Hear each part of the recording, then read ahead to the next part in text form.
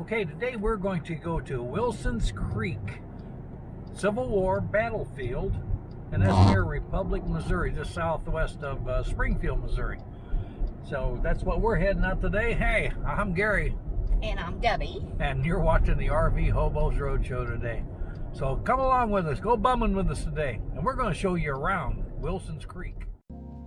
Wilson's Creek National Battlefield, located in the heart of the Ozark Mountains in southwestern Missouri, is a site of great historical significance. It commemorates the Battle of Wilson's Creek, which took place on August 10, 1861, and was one of the earliest major battles of the American Civil War. This battlefield site is not only a place of remembrance, but also a symbol of the sacrifices made by soldiers on both sides, and a testament to the enduring importance of preserving our nation's history.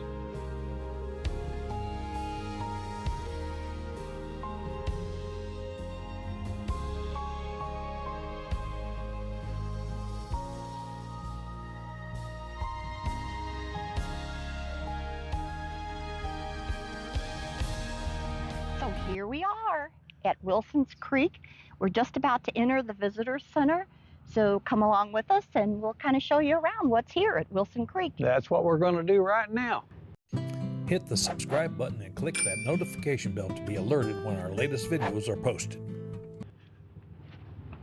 Yeah, it's about, what was it, about 14 miles off of 65? Yeah, going west. Off of 14. Off 14, about 6 miles off of 14. This is our sign right out here in front of the Wilson's Creek battlefield.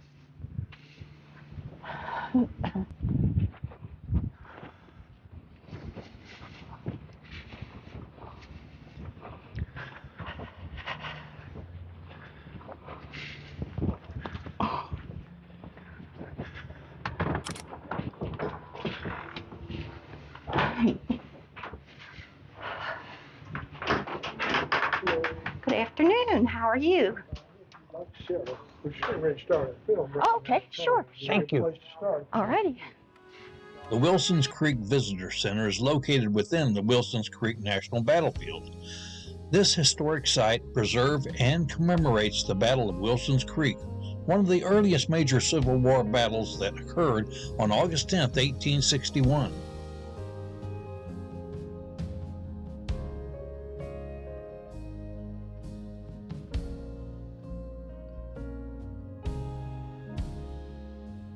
Inside the Visitor Center, you can find a variety of exhibits, displays, and multimedia presentations that offer insights into the Civil War, the Battle of Wilson's Creek, and the people involved.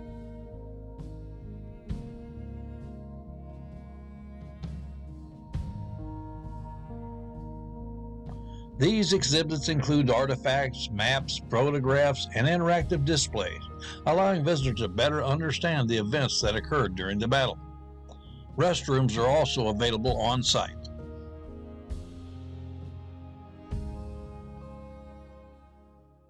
We just left the visitor center at Wilson's Creek, and now we're taking a little 4.5 mile tour.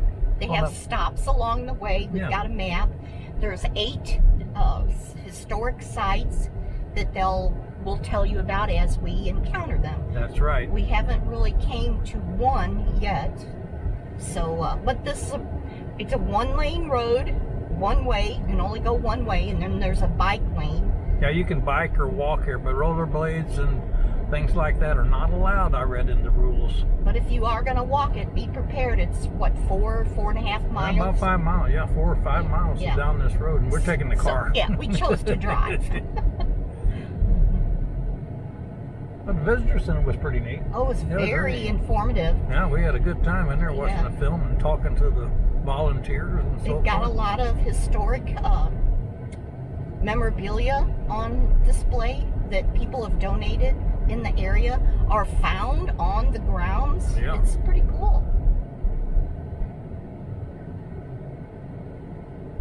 So it looks like we're coming up on Gibson Oatfield. Crossing a bridge. And this is Wilson's Creek that we're crossing now. We're going across Wilson's Creek right now. It looks like the pull-off center right there, I do believe, Deborah. the first stop, right? First stop, we're going to get out. Gibson's Mill. We're going to get out and take a look. And so the mill and the house of John Gibson once stood in the valley in front of you along the Wilson Creek.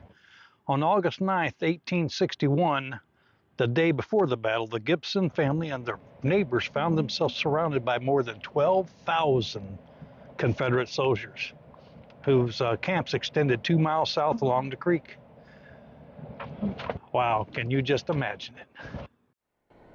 And so we just left Gibson Mill display, real wide open field for 12,000. What does it say? Read it. Oh, already read it. Oh, on camera? Yeah, a while ago on the other one there. Oh. I was just telling them about it now, where we're going to head to number 2 on this here little tour. This is the Ray House in Cornfield. This is where the battle basically took place, I believe. And this is where they brought all the wounded. It became a makeshift hospital for everybody that was wounded in battle. And they say that they could stand on the front porch and see the battle. We were here, I guess 10 years ago, and we got to go inside the house. It is not open today. And the house is built where they open the front door and the back door, the nice breeze blows through. You remember that, Deb? Yeah. So that's pretty neat. It was just good views. And that was old-time air conditioning. Yeah, old-time air conditioning. Mm-hmm. We had it in our car then, too. Yeah. Yeah. 260 AC, remember that? Mm-hmm. Rolled both windows down to 60 mile an hour. But that gave us a 260 air conditioning.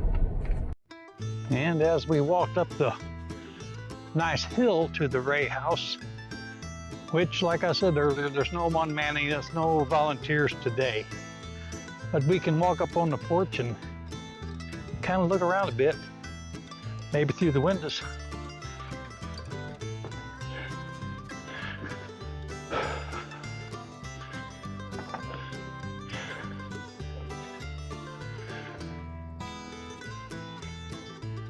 This is the front porch, a view from the front porch. The battlefield's right over the tree line there.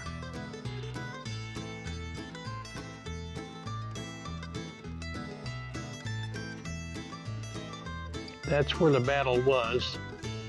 That's what we were told.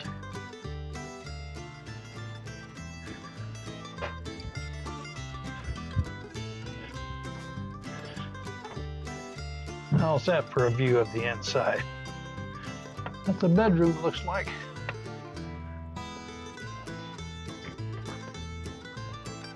Let me get to the other window now.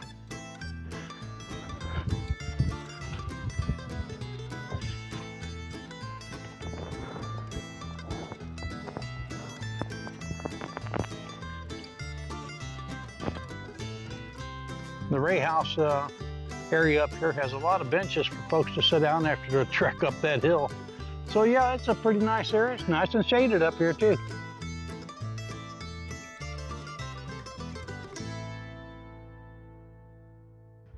In the valley just below is a stone spring house. It's part of the historic property of John Ray family, whose house stands on the hill above us. The spring house provided water and also a cool place to store milk, eggs, butter, vegetables, and other perishables. During and after the battle, the Ray's house served as a field hospital for the Confederate soldiers. So we just left the Ray House. That was a stop number 2 on our little excursion out of 8. And it looks like we're going to Pulaski, Arkansas Battery, Edwards Cabin, Price's headquarters. This is Price's headquarters and some kind of a battery. Yeah, this is what the paperwork says. This is from the wooded ridge to the northwest. The Pulaski, Arkansas Battery cannon opened fire on Bloody Hill.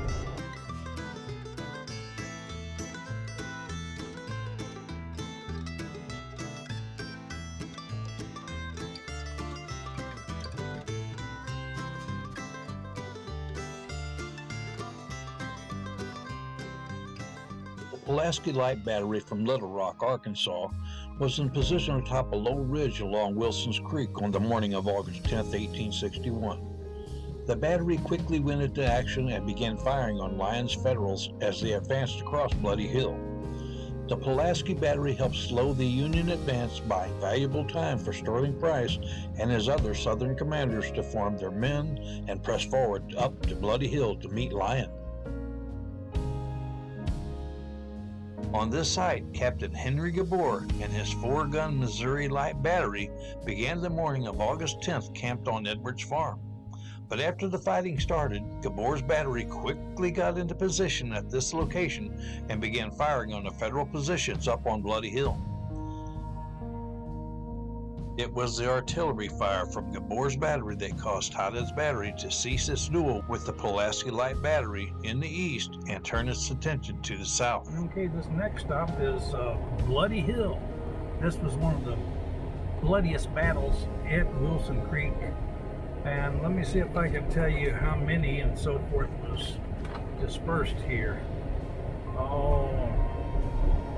4,200 men held the high ground. What'd you say about that guy? Arms on him. Yeah, I wasn't paying attention to the arms on that guy. How was his belly? Was it all right too? Oh, I don't know. Dang. Do that on your own time, okay? Now back to the regular schedule program of Bloody Hill. Yeah, he distracted me. He distracted you, Yeah. okay? I'll wait here. Okay. Fierce charges and countercharges led to heavy casualties on Bloody Hill. Considering the number of troops engaged, it was one of the bloodiest fights in the war. Union artillery batteries on this hill dueled with opposing batteries in the valley and across the creek. A musket ball in the chest struck down General Lyon not far from here. His death dampened the Union hopes. The Union soldiers were outnumbered 2-1, and by 11 a.m. their ammunition was nearly exhausted. After 6 hours of attacks and counterattacks, both sides were weary.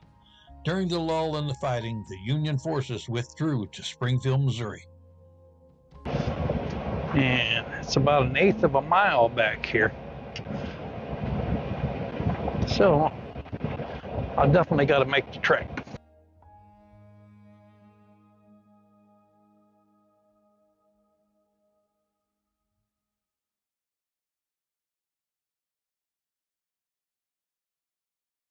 Coming up on the clearing now.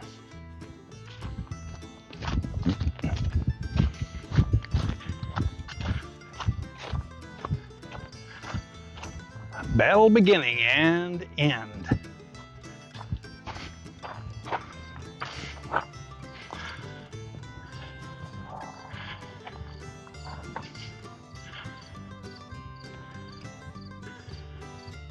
Let's see. It says the northern spur of Bloody Hill saw the beginning and end of the battle. In the days preceding the fight, the field before you was the camp of the 1,200 cavalrymen of Colonel James Cawthorn's Missouri State Guard Brigade. It said you could see the Ray House from here in the brochure, but I don't know where it's at. But it is a nice view here. I bet it wasn't such a nice view in 1861, that is.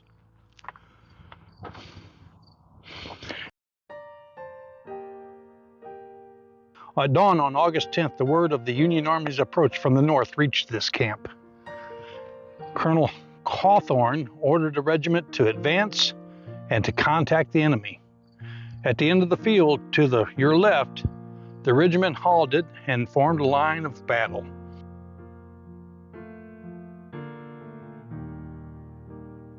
General Lyon's artillery unlimbered and opened fire.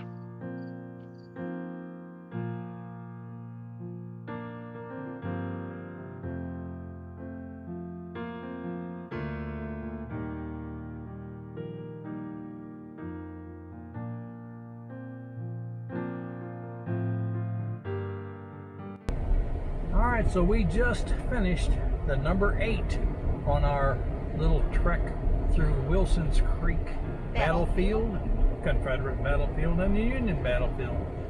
Now we're gonna get out of this area now. You know, one thing we didn't mention there are several different hiking trails that you can take in here, and maybe when we go to publish the video, we can give you more information on that. How many there are, how long they are, where Horse they are. trails too. Yeah, Trails? they have places to park your horse trailer. We didn't see any Any horses? livestock or anything. Except that one guy with the arms. Well, in the deer. There Uh-huh. was You deer. hear what I said? Except the guy with the horns. The arms. Oh, yeah, okay. You know, you got confused there a little bit. Went off script.